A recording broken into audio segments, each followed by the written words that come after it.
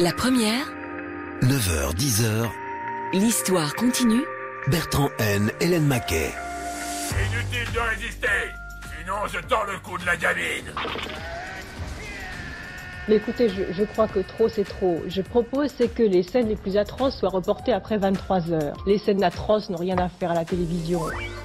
L'avenir n'est pas une ligne droite, il regorge de nombreux carrefours. Il doit y avoir un avenir que nous pouvons choisir nous-mêmes. La phrase est tirée du manga Akira de Katsuhiro Otomo, un des premiers mangas publiés en français en 1991 et qui a donné ses lettres de noblesse au genre. Depuis, le manga est devenu un phénomène d'édition dans le monde francophone. Mais si le public francophone a répondu présent, c'est parce qu'il a grandi aussi avec l'animation japonaise. D'Albator au Capitaine Flamme, de Candy au Chevalier du Zodiaque, toute une génération des années 80 a été biberonnée au dessin animé venu du Japon. L'histoire continue se replonge dans les racines de ce phénomène culturel qu'est devenu le manga.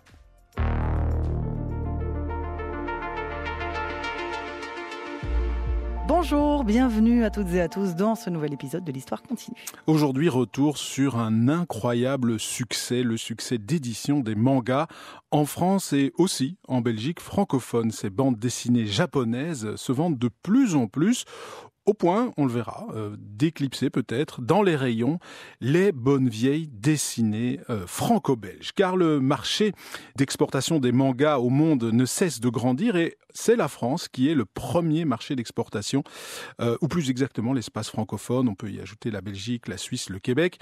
Phénomène culturel donc, après le Japon, aucun autre pays, que ce soit les États-Unis, l'Inde, le Brésil, ne consomme plus de mangas que la France. Et nous, en Belgique francophone, eh bien, on est aussi dans cette tendance. Et ce phénomène culturel, il a une histoire un peu particulière. Car si nous, francophones, consommons beaucoup de mangas, on le doit en partie à la diffusion massive de dessins animés japonais issus des mangas dans les années 70 et surtout dans les années 80 sur Antenne 2 et puis sur TF1 dans le Club Dorothée.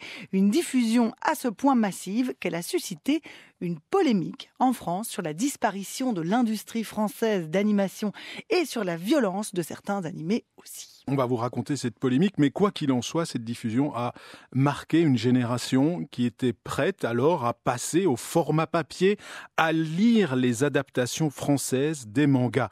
Les éditeurs de bandes dessinées traditionnelles ont, dès les années 90, investi dans le catalogue pléthorique des mangas au Japon. Et c'est cette histoire qu'on va vous raconter. Avec deux invités, Yves Schlierf est avec nous en studio. Bonjour. Bonjour. Vous êtes directeur éditorial de Dargaud Benelux, fondateur de la maison d'édition Kana. C'est un des grands acteurs du manga francophone. Vous, comment est-ce que vous avez découvert les mangas ? Alors, j'ai découvert les mangas par un ami qui, à l'époque, habitait Bruxelles, Thierry Smolderen, qui est un scénariste et un très très grand critique de bande dessinée. Il a débarqué dans ma librairie. À l'époque, j'étais libraire, en me disant « Tiens, regarde, tu connais ce truc-là ?» Et il m'a montré et c'était quand des mangas. Oh, ça devait être une bonne dizaine d'années avant la création de Kana, donc 1990, 92, dans ces eaux-là. Et il arrive avec ça, et moi je suis ébahi, et à partir de là, je commence à m'y intéresser. Avec nous également, Olivier Fallet. Bonjour. Bonjour. Vous êtes avec nous en direct depuis le Japon où vous êtes. Vous êtes spécialiste de l'animation japonaise et du manga. Vous aussi, je vais vous poser la même question. Tiens, votre premier contact avec le manga, c'est quoi, c'est comment ? Alors, premier contact, c'est d'abord avec l'animation japonaise, l'arrivée de Goldorak en 1978 en France. Et après, par la suite, j'ai découvert que beaucoup de dessins animés japonais étaient à l'origine des bandes dessinées et donc des mangas. Et c'est plutôt effectivement dans les années 90 que j'ai découvert des premiers mangas avant qu'ils soient publiés en France en allant dans les librairies japonaises à Paris. On se replonge aujourd'hui dans l'incroyable histoire, l'incroyable succès du manga. On repart quelque part sur Terre à la fin des années 90.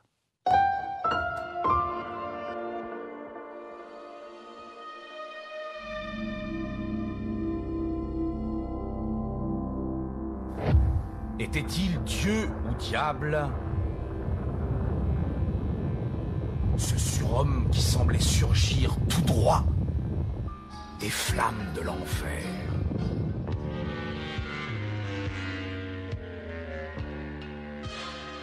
Nous sommes quelque part dans les années 90. Le soleil brûle les ruines de New York. La couronne de la Statue de la Liberté gît dans le sable. Il n'y a plus d'arbres, plus de végétaux, plus d'animaux. La Terre est un désert aride où les vestiges d'un building surgissent telles les pierres tombales de la civilisation humaine. Vers la fin du 2e millénaire, le monde avait été ravagé par une explosion atomique. Les océans étaient desséchés et la surface de la Terre n'était que désolation. Toute trace de vie semblait disparue. Pourtant, quelques humains avaient réussi à survivre. La guerre nucléaire avait détruit toute civilisation.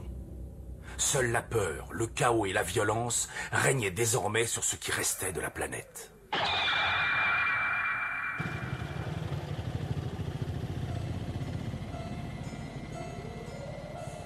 Un groupe de motards surgit de l'horizon. Muscles disproportionnés, crête fluo, lourdes cicatrices, bracelets cloutés. Armés de rires sadiques, ils prennent en charge une famille qu'ils massacrent à la hache. Le chef de la bande, un colosse, se dresse au milieu des ruines. Il tient dans ses mains une petite fille qu'il compte bien tuer comme ses parents. Inutile de résister. Sinon, je tords le cou de la gamine. C'est bien compris? Apportez toute la nourriture que vous avez. Maintenant, il va falloir se battre. Le premier qui bouge, la gamine est morte. C'est alors qu'un homme apparaît, hors de la poussière. Il est seul, il s'appelle Ken, et son regard est noir. L'homme approche calmement, déterminé. Il semble ne pas se soucier de la bande de sauvages qui se dresse devant lui. Ken, non! N'approche pas!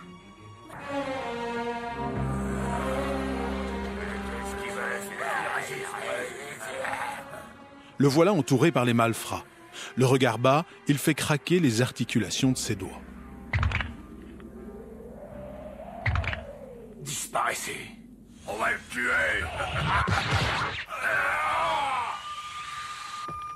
Le combat ne prend que quelques secondes. Les trois hommes sont comme hébétés. Puis, leur tête grossit, leur crâne explose, le sang gicle dans un éclair. Les corps désarticulés de ses ennemis gisent au sol. Ken se retrouve seul face au chef de la bande. Tu vas libérer cet enfant immédiatement. N'y compte pas. Tu as osé t'attaquer à mes hommes. Cet enfant va mourir de mes mains. Ken est maintenant très énervé. Ses muscles se bandent, son torse grossit, ses vêtements se déchirent sous la force de ses pectoraux. Il effectue une série de coups très rapides à son adversaire.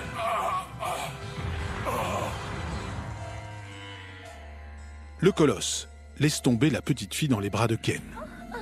Il semble encaisser les coups. Il est un peu perdu, car il est mort et il ne le sait pas encore. Tu es mort et tu ne le sais pas. Quoi?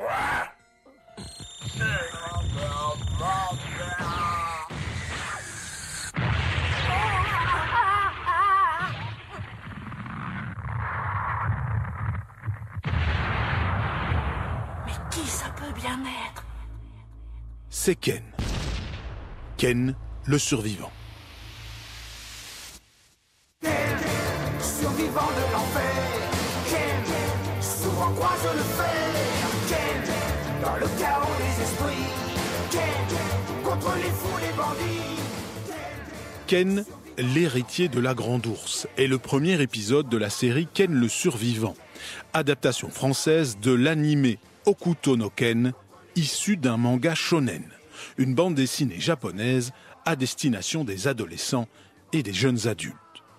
L'adaptation française de ce Mad Max plutôt gore a été diffusée pour la première fois en octobre 1988 en France, un mercredi après-midi, dans une émission pour les enfants, une émission qui fut un vrai phénomène de société. C'est bon de revenir, là dans sa maison.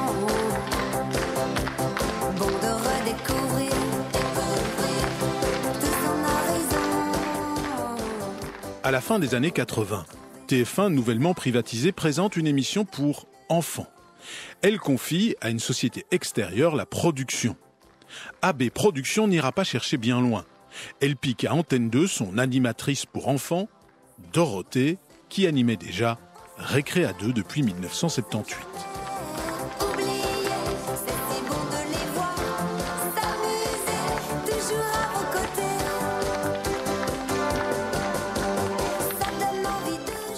AB Productions pique aussi une des clés du succès de l'émission.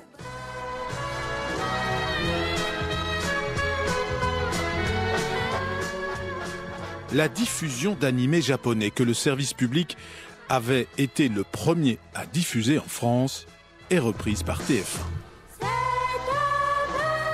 Maya l'abeille. Je suis là. Oh yes, ça doit être Maya. Mais aussi Candy, le roi Léo, Astro le petit robot, Goldorak, ou Albator.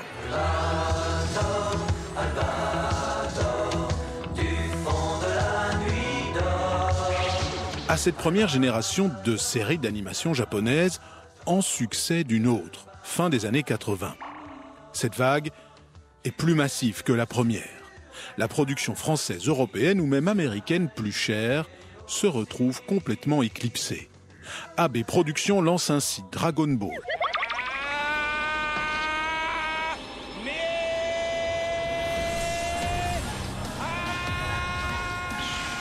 Les Chevaliers du Zodiaque, Juliette Je t'aime, Nicky Larson, Olivier Tom, Le capitaine de la New Team est tout seul face au but de garde de Warner.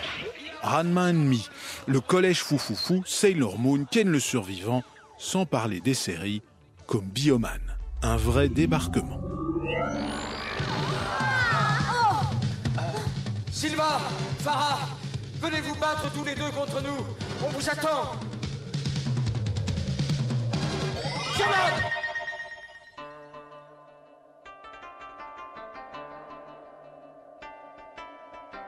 Ce débarquement éclipse rapidement la production française d'animation de l'époque. Aussi rapidement, la qualité de la production japonaise est critiquée.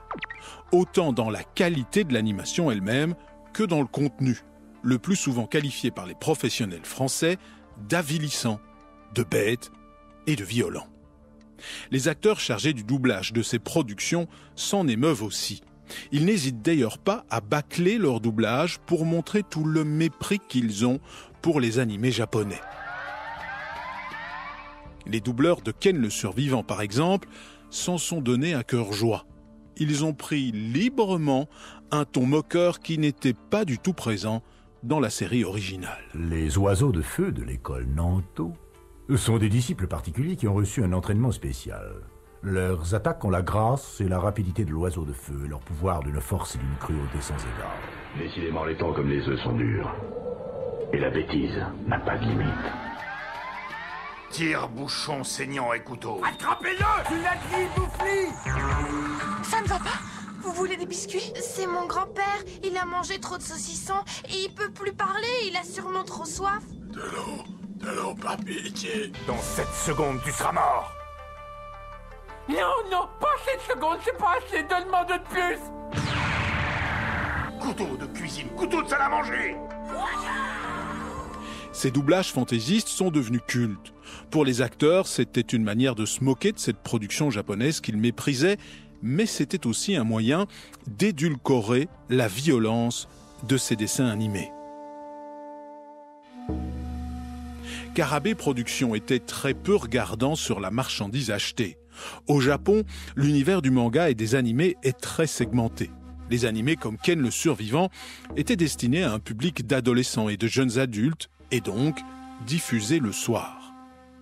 Mais AB Productions, en l'absence de toute règle, a décidé de diffuser Ken le Survivant en même temps que Maya l'abeille, le mercredi après-midi ou le samedi matin.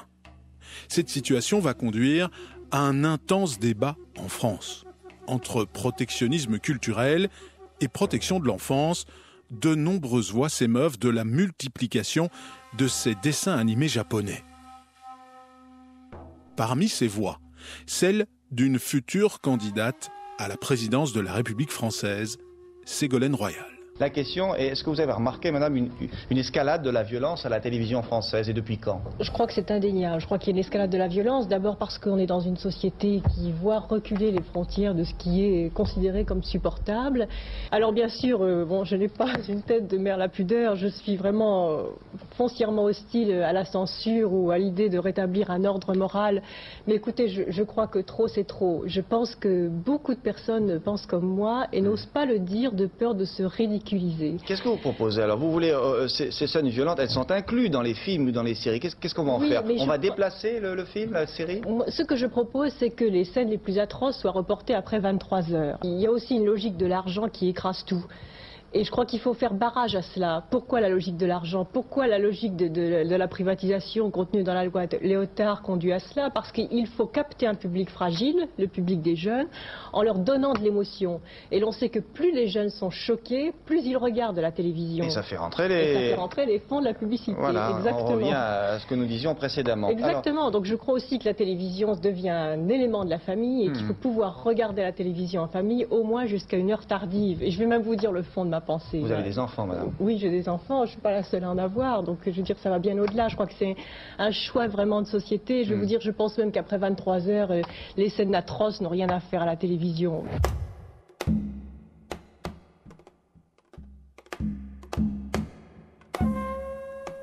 Ségolène Royal ira même jusqu'à écrire un livre, Le ras-le-bol des bébés zappeurs, où elle alerte sur le manque de régulation des programmes pour enfants. TF1 est donc désormais sous pression, car 2 ans plus tôt, en 1987, Francis Bouygues, qui a racheté la chaîne, promettait de la qualité et de la production locale.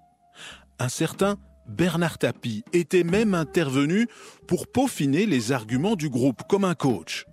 Cette séance de coaching de Bernard Tapie a d'ailleurs été filmée. La politique de la production pour nous, c'est relever la production française qui est en faillite. Alors on achète les feuilletons à l'étranger et on gave nos enfants de séries débiles. Alors nous, on veut donner à ces auteurs français, à ces écrivains français, à ces producteurs, la possibilité de nous montrer ce qu'ils savent faire. On va doubler les budgets qui ont été jusqu'à présent prévus pour ça.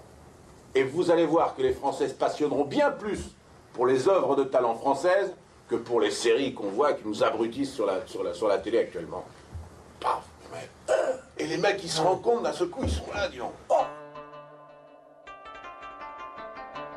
La polémique ne va pas freiner immédiatement la diffusion d'animés japonais par TF1, mais elle conduira peut-être le groupe à investir un peu plus dans sa production propre. La filiale AB Productions va désormais produire à la chaîne Salut les musclés et autres Hélène et les garçons. Cette polémique va surtout conduire, au début des années 90, à une contre-publicité pour les mangas et les animés qui en sont issus. En France, ils sont largement considérés comme une sous-culture bête et low cost. C'est à ce moment, en 1991, que pourtant, le manga va contre-attaquer.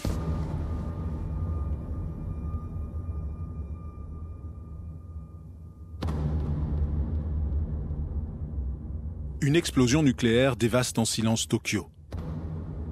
Ellipse, 31 ans plus tard, Néo-Tokyo est devenue une ville tentaculaire.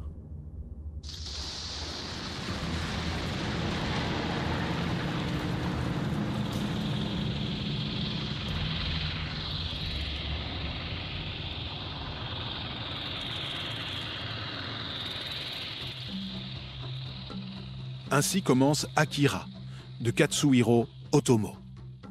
Le film raconte l'histoire d'une bande de jeunes désœuvrés qui se retrouvent embarqués malgré eux dans une expérience de l'armée. L'univers cyberpunk, la profondeur de l'intrigue, la qualité de l'animation changent durablement l'image de l'animation japonaise et lui permet de toucher un nouveau public. Le film Akira est issu du manga du même nom. En France, les éditions Glénat flairent le bon coup et décident donc de publier Akira en bande dessinée. C'est un carton. La demande d'une génération biberonnée au Club Dorothée est là, et le catalogue de mangas japonais est une mine inépuisable. Glénat ne s'arrêtera plus, d'autres éditeurs suivront. C'est le début d'un succès qui ne s'est jamais démenti.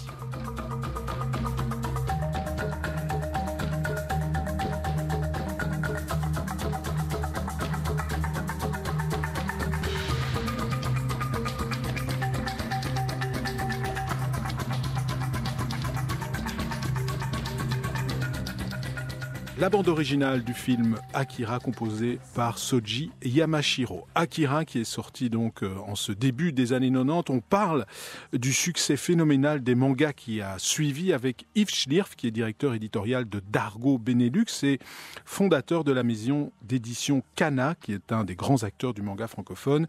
Avec nous également depuis le Japon, Olivier Fallet, qui est spécialiste de l'animation japonaise et du manga. Yves Schlierf, on va commencer par vous.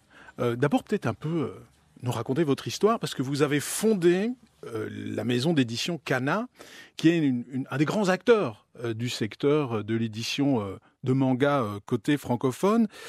Peut-être dire que, on l'a entendu dans cette histoire, c'est pour une génération en tout cas, même s'il y avait des hyper spécialistes, mais pour une grande génération, c'est d'abord les animés, on les voit, et puis on achète les mangas après. Mais au Japon, c'est l'inverse. C'est d'abord un phénomène de manga, de bande dessinée, qui va après seulement être transformé en animé. Nous, en Europe, on a un peu l'expérience contraire. C'est un petit peu l'inverse de ce qui s'est passé au Japon. C'est-à-dire qu'effectivement, les Japonais travaillent sur du 360 degrés. Donc, c'est-à-dire qu'on crée un manga et après, si possible, on le met en dessin animé. On crée de la musique, on crée des dérivés. Et c'est l'ensemble qui fait monter le succès d'un manga. On n'a pas du tout cette habitude-là dans la BD franco-belge, parce que c'est créé dès le départ. Dans la BD belge ou française, si on a l'occasion, on va essayer de faire ça. Mais on fait un produit dérivé, mais eux, ils font un produit marketing global. Et ça, ils le font déjà depuis, dès les années 80, dès les années 70. Ils essayent de le faire sur le maximum de séries possibles. Dès qu'ils ont un succès, les télés arrivent, les produits dérivés sont là. On crée, c'est une espèce de machine qui est mise en route automatiquement et qui est dans les gènes des maisons d'édition japonaises. Alors Olivier Fallet, vous êtes spécialiste de l'animation japonaise du manga, vous êtes actuellement au Japon. Alors voilà, on a résumé un petit peu l'histoire en disant qu'il y avait eu cette diffusion massive qui avait préparé un peu une génération après à lire du manga japonais, des adaptations françaises de manga japonais. C'est aussi un peu comme ça que vous êtes rentré dans le manga. Effectivement, je peux dire que je suis un exemple type, puisque moi j'ai commencé à regarder les dessins animés, comme je le disais, moi c'est Goldorak, en 78, j'ai découvert ça. Avant ça, moi je regardais des programmes qui étaient plutôt gentillets, L'île aux enfants, Sesame Street, et voilà, et ces dessins animés japonais, pour moi ça a été vraiment une révolution, parce que ça abordait des sujets, c'était une façon dont c'était raconté que je n'avais jamais vu avant, et ça m'a tout de suite passionné. Donc c'est comme ça que je suis un peu tombé dedans, comme on dirait, et après j'ai continué de regarder toutes ces séries japonaises qui sont arrivées, et je pense effectivement le succès du manga aujourd'hui, il est vraiment dû en premier lieu à ça, parce que on est vraiment une époque où la télévision, elle rentrait dans tous les foyers, il y avait très peu de chaînes de télévision, donc ces dessins animés, tout le monde les a vus, toute la génération qui a grandi de la fin des années 70 jusqu'aux années 80 a forcément regardé ces dessins animés et a commencé à rentrer dans cette culture japonaise malgré eux. Il faut dire, Yves Schlierf, que l'image du manga en France, elle est assez mauvaise. On a parlé de la question de la violence, etc. Elle est assez mauvaise, en particulier dans le milieu de la bande dessinée. Et on sait à quel point la bande dessinée en Belgique et en France, mais en Belgique, surtout, c'est un repère culturel fort. On considère les mangas comme moins nobles, comme une forme de sous-culture. Quand j'ai lancé Kana en 1996, ça a été un combat assez dur. Ça a été un combat vis-à-vis de la presse, parce qu'il faut quand même bien se rendre compte, quand je débarque dans un studio comme le vôtre à Paris et que je leur explique dans le blanc des yeux que l'auteur le plus lu en France, eh bien, c'est l'auteur de Naruto. Quand je leur explique que Japan Expo, qui est la grande messe des fans à Paris, fait plus d'entrées que le salon du livre de Paris, vous vous faites jeter pratiquement des studios de radio ou de télévision. On en reparlera, non pas aujourd'hui, ça a changé après le Covid. Le Covid a sauvé le manga. Ça, donc, vous allez nous expliquer ça, mais revenons avant. Ouais. Ouais. Alors, donc avant, il y a une mauvaise image. Il y a une très mauvaise image dans la presse. Et évidemment, on introduit une nouvelle forme de bande dessinée, parce que, bon, on dit manga, mais le manga, c'est de la BD comme le comics américain. Ce qui n'est pas clair dans la tête de tout le monde, et encore moins à cette époque-là. D'ailleurs, le manga, les premiers, se sont inspirés des comics américains qui sont arrivés au Japon. Oui. Enfin, il y a une influence. Les premiers à avoir fait du dessin au Japon, ce sont les Anglais et les Américains à travers des journaux satiriques. Les Japonais s'en sont inspirés pour faire leurs images volantes, les sérigraphies vendues dans les rues, et on arrive au Kusai et compagnie, au manga. Donc, ce manga passe très très mal chez les dessinateurs, d'autant plus que moi, parallèlement, je suis aussi éditeur de bande dessinée franco-belge, donc on commence à me regarder comme un social traître, on me tire la tête, voire on refuse de travailler avec moi, donc c'est une position très très difficile et qui est liée aussi dans ce que vous avez expliqué tout à l'heure avec les interventions sonores. À mon avis, il y a aussi un racisme anti-jaune, anti-japonais. N'oublions pas que dans les premières bandes dessinées, Bugdani, Blake et Mortimer, que j'ai dites, les mauvais, c'est souvent des jaunes. L'Empire jaune. Hein. L'Empire jaune, voilà. Pour citer que ces deux-là, il y en a d'autres. Hein. Donc, le jaune a une très très mauvaise image, aussi avec une connotation sexuelle un petit peu bizarre. En Belgique, il y a eu des grandes enquêtes où on a fait des descentes dans des librairies, notamment la mienne, pour faire des saisies de mangas en accusant texto les Japonais d'être tous des pédophiles. À l'époque du trou, bien entendu. Et donc, ils avaient cette image pédophile, raciste, voilà. Le problème, c'est la menace que ça peut représenter pour la BD belge, pour les auteurs de BD belges, ou c'est plutôt qu'on considère que c'est de la mauvaise qualité ? Je crois qu'au départ, c'est simplement de la peur et effectivement, et comment combattre ça en disant que, évidemment, les mangas sont mauvais. Alors, ma défense à l'époque était assez simple et primaire en disant c'est impossible que le Japon, plus grand producteur au monde de bandes dessinées, fasse 100% de mauvaises bandes dessinées.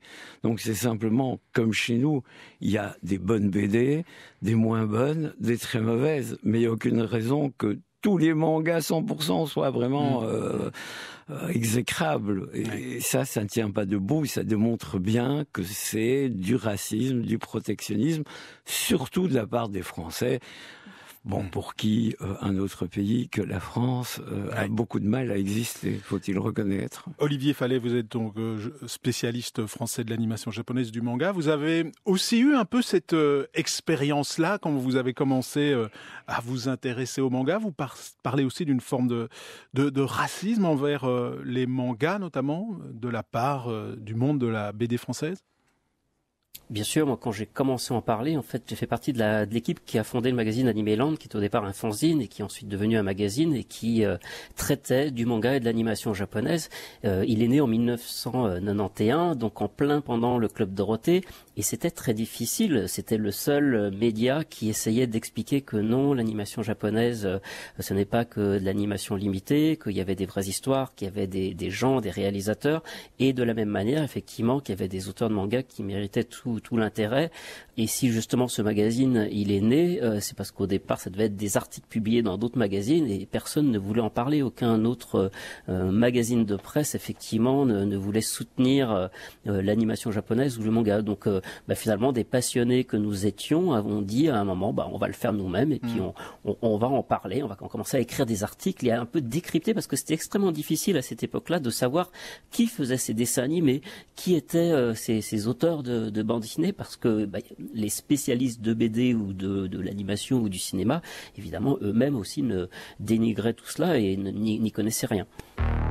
La première. L'histoire continue. Hélène Maquet, Bertrand N. Alors, Yves Schlierf, vous êtes fondateur de la maison Kana à l'origine, qui est un des grands acteurs du secteur de la publication, d'adaptation de manga dans le monde francophone. Alors, vous nous aviez dit tout à l'heure, c'était difficile au début, vous nous avez un peu expliqué votre expérience, cette mauvaise image, sous-culture qu'avait le manga. Et vous nous dites, le Covid a tout changé. Oui, le Covid a presque sauvé ou ressauvé le manga, c'est-à-dire qu'il lui a donné une seconde impulsion énormissime. La première vague, c'est celle auquel j'ai participé. On a commencé 1996, les années 2000 où ça explose, mais beaucoup d'opposition, des difficultés. Vous parliez du marché belge, mais le marché belge a été certainement un peu comme dans Astérix, un marché qui a fort résisté et qui, même s'il a beaucoup évolué aujourd'hui et marche beaucoup mieux avec le manga, a toujours des difficultés avec le manga parce que la bande dessinée franco-belge est très ancrée, bien entendu, c'est un peu le patrimoine chez nous. Qu'on revendique. Exactement. C'est vrai que quand on rentre chez des grands magasins de BD, il y a d'abord la BD belge, puis au fond les mangas, mais enfin les rayons prennent de plus en plus de place. Ça commence à changer. Mais c'est tout le fond. Oui, c'est tout le fond. Ça commence à changer. On se posait des questions chiffres. Le manga aujourd'hui fait 50% des ventes de la bande dessinée. Donc c'est dire ce qu'il a mangé. Le Covid arrive, tout le monde est gentiment et obligé de force de rester chez soi, tout le monde s'emmerde, et les gosses, qu'est-ce qu'ils font ? Ils regardent, ce que voulait pas Ségolène, la télévision et pas la télé, les plateformes. Oui, en particulier Netflix, on peut dire, on peut dire le mot. Oui, il y a d'autres qui diffusait Naruto, aussi. C'est sûr. Oui, il y a quand même d'autres plateformes qui existent. Et regarde ces dessins animés toute la journée, nuit et jour, sont vraiment gavés de ça. Une nouvelle génération par rapport à la mienne qui a lancé le manga papier, suite effectivement aux animés. Et donc cette génération découvre le manga, regarde ça, est éblouie et se dit, une fois que le Covid est terminé, qu'est-ce qu'ils font ? Ils se ruent en librairie et ils achètent des tonnes de mangas. Alors, pour vous donner quelques chiffres, en 2019, le marché global du marché fait grosso modo 100 250 000 euros. En 21, il passe à grosso modo 250 millions et en 22 à 270 millions. Donc vous voyez le boom. On explose le manga après le Covid et ça donne un second souffle inespéré au manga. Et là, pour répondre à votre question de tout à l'heure, basculement de la presse face à un phénomène aussi énorme, il plie. Et tout le monde s'y met, même Le Monde, même les suppléments, les journaux littéraires, comme le magazine littéraire, font des spéciaux mangas, ce qu'ils n'auraient jamais fait dans les années 2000. Oui, sur ce second souffle, Olivier Fallet, je voudrais vous entendre. Et peut-être avant, je vous propose d'écouter la bande-annonce d'un manga qui a été publié chez Kana, chez vous, Yves Schlierf.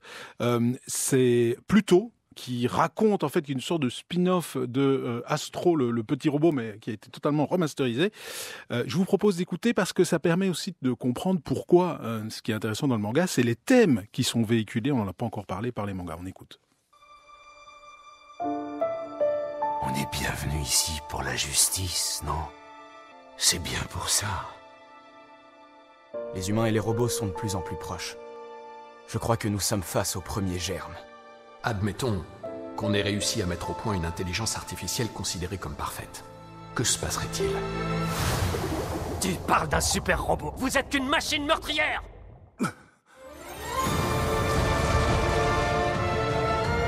Qu'il s'agisse d'un robot, d'un homme ou d'autre chose, quoi que ce soit, il est clair que c'est habité par le mal. Je reconnais pas les sentiments, je les ressens. Je sais très bien ce qu'est la tristesse, puisque j'ai détecté la vôtre. Faisons-le ensemble. Posons les bases pour la création d'un monde nouveau. Il génère des inconnus, ce qui le rend imprévisible. Et qui fait du robot qui en est équipé le robot le plus fort du monde. Je voudrais vous demander, chez les humains, la haine disparaît-elle? Ou ressurgit-elle indéfiniment?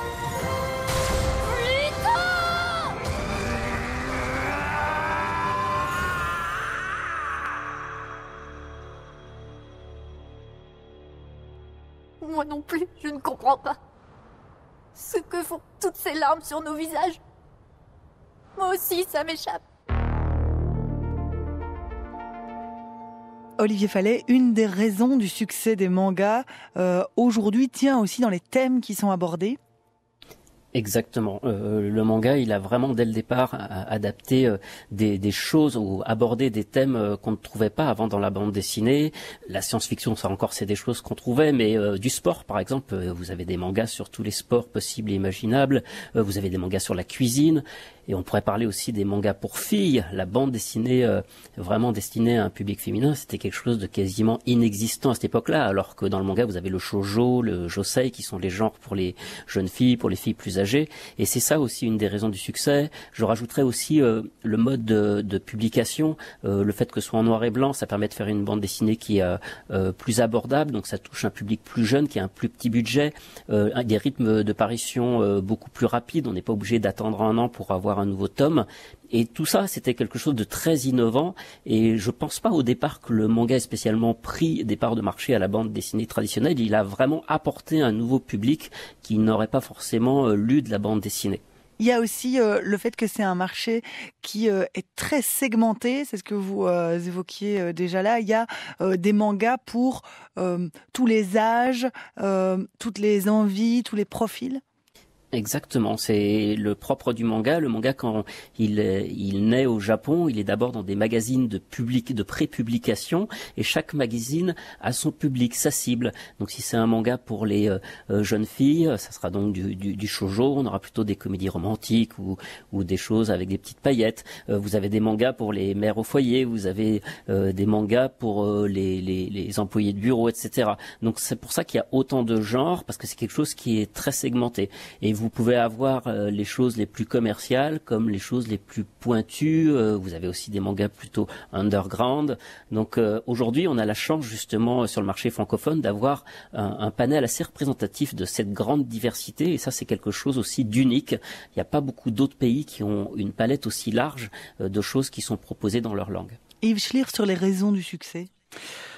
Alors la raison du succès, c'est ce que vous venez bien de définir, mais il y a aussi le fait que le manga est très très proche du lecteur. Il parle toujours de problèmes qui concernent les jeunes, les gens.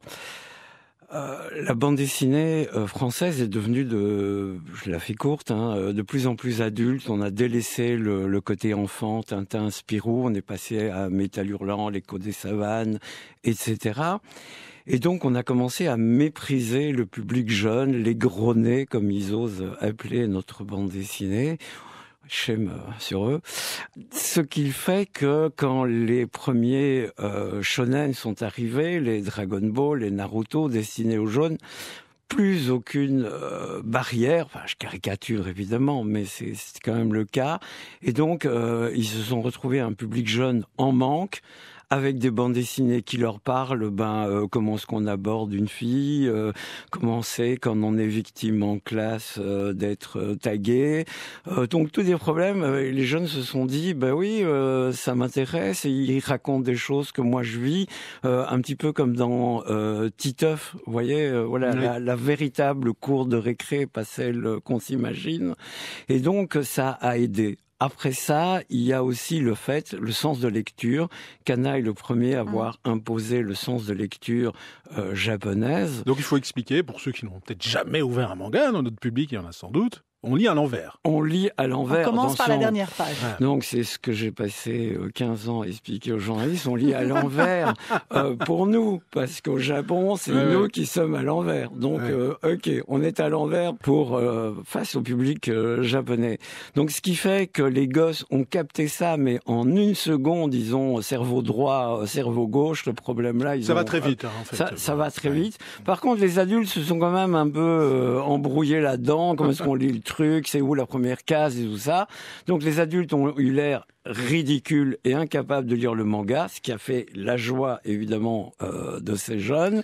Et c'est parfait quand on le voit avec tous les trucs des cours de récré. Dès qu'il y a un truc que les parents ne comprennent pas, c'est le succès assuré. Oui, Olivier, fallait là-dessus, c'est intéressant parce que c'est vrai que ça a toujours aujourd'hui, comme le manga, comme une image de quelque chose, il faut être spécialiste. C'est quelque chose pour moi, quoi. C'est pour ma communauté. C'est pas pour tout le monde et c'est certainement pas pour mes parents. Alors, c'est peut-être moins vrai aujourd'hui parce que je voyais des publications comme 2001 Night Stories, par exemple, un manga presque philosophique qui est issu du film 2001 de Stanley Kubrick. Bon, c'est plutôt vraiment adulte, hein. C'est pas du tout enfant. Olivier Fallet là-dessus. Oui, l'image, elle a quand même changé au bout de 30 ans, mais effectivement, on est vraiment parti de très très loin. On est parti, de cette image de la BD bas de gamme qui renvoyait aux productions télé qui étaient mal considérées. Au début, effectivement, certains éditeurs, je me souviens plus si Canal faisait, mais ils mettaient des petits numéros aussi sur les cases pour guider un petit peu le lecteur. Mais bon, c'est quand même devenu quelque chose de très intuitif. Dans les auteurs aussi qu'on peut citer pour quelqu'un qui voudrait se lancer dans le manga, il y a aussi, évidemment Taniguchi, qui est un peu la passerelle entre la bande dessinée européenne qui a été adaptée d'ailleurs au cinéma par des Français. Exactement, une très belle adaptation. Aussi, exactement. Voilà, mais il y a plein de choses à découvrir. Aujourd'hui, c'est quelque chose qui, bon, on n'est plus trop dans là-dedans, même si je reconnais, on me pose souvent la question, je m'y connais pas en manga, si on met le pied dans une librairie. Voilà, par où commencer? On voit un rayon qui est très très fourni, il y a beaucoup de choses, donc faut pas hésiter à demander conseil. Il y a des choses qui sont très abordables et c'est quelque chose, c'est intuitif, comme me disait Yves. Il suffit d'ouvrir, on va peut-être se poser la question les premières secondes, comment lire, mais c'est tellement bien découpé, bien mis en scène le manga qu'il suffit de se laisser porter. Alors c'est intéressant parce qu'en écoutant tout le fil de l'émission, je me fais une réflexion. L'histoire du manga, en fait, elle est très proche de l'histoire du hip-hop, qui est née dans les années 80 comme une sous-culture, qui a eu une première vague, l'ancienne école dans les années 80, dans les années 90, la nouvelle école, et puis l'arrivée du rap et du hip-hop comme culture mainstream, qui est aussi une culture 360 degrés. C'est intéressant de voir qu'on a comme ça deux grands mouvements culturels qui en fait sont nés au même moment, sont allés chercher les mêmes publics et aujourd'hui sont des grandes cultures mainstream qui rassemblent finalement aujourd'hui les enfants et les adultes. Et qui se parlent d'ailleurs, parce qu'il y a beaucoup d'artistes de hip-hop qui utilisent le manga. Oui, bien sûr. C'est marrant ce que vous connexions. dites, parce que ce matin, avant de venir chez vous, je réfléchissais à ce que j'allais raconter et je pensais exactement à ce que vous venez de dire. Bon, voilà. C'est qu'on est sur la bonne conclusion. Merci beaucoup Yves Schlierf d'avoir été avec nous. Je rappelle que vous êtes directeur éditorial de Dargo Benelux et fondateur de la maison d'édition Kana. Merci également à Olivier Fallet, spécialiste de l'animation japonaise et du manga. Vous étiez avec nous depuis le Japon. Merci. Merci.